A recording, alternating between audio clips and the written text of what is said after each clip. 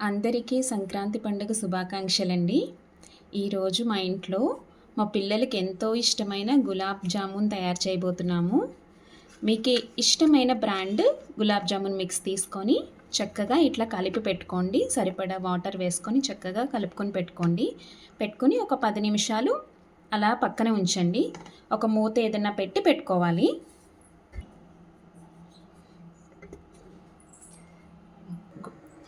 ఆ పిండి నానేలోపు మనం చక్కగా మన రుచికి తగినట్టు పంచదార, నేనైతే 400 గ్రాముల పంచదార తీసుకున్నాను. ఆ క్వాంటిటీకి తగినట్టు ఇంకా 400 గ్రాములకి సరిపడా అంతే వాటర్ తీసుకున్నాను. అంటే నాకు 2 గ్లాసులు షుగర్కి 2 గ్లాసులు వాటర్ పట్టింది. అట్లా తీసుకొని పక్కన స్టవ్ మీద ఒక 10 నిమిషాలు మరిగించుకోవాలి సిమ్లో పెట్టి.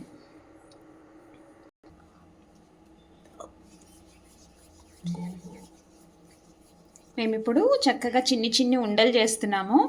పిల్లలు పోటీ పడి చేస్తున్నారు. చిన్ని ఉండలు చూడండి ఎంత చక్కగా చేస్తున్నారో.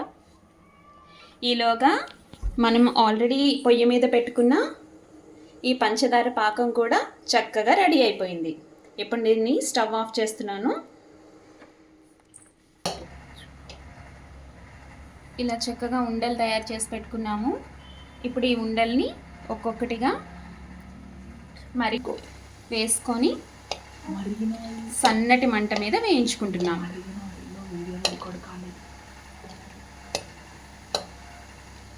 సన్నటి మంట మీద ఇలా వేయించుకోవాలి చక్కగా బ్రౌన్ కలర్ వచ్చే వరకు.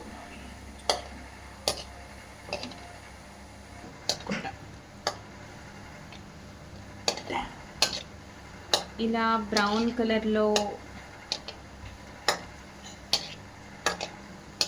చక్కగా వేగిన ఈ గులాబ్ జామునుల్ని ఇట్లా తీసుకొని ఆల్రెడీ మరిగించి పెట్టుకున్న పాకంలో వేసుకోవాలి.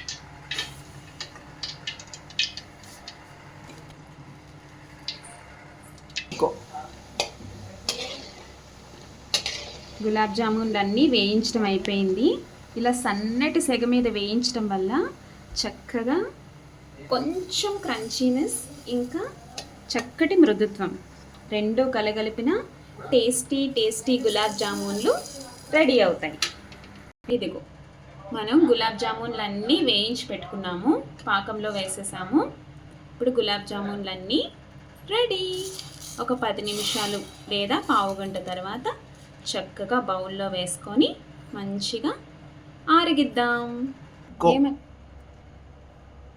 చూడండి ఎంతో మృదువైన గులాబ్ జామున్ రెడీ అయిపోయింది. చక్కగా ఇంత తీయని మృదువైన గులాబ్ జామున్ని హ్యాపీగా ఆరగిద్దాం. ఇలాంటి వీడియోస్ కోసం please like, share and subscribe. Thank you.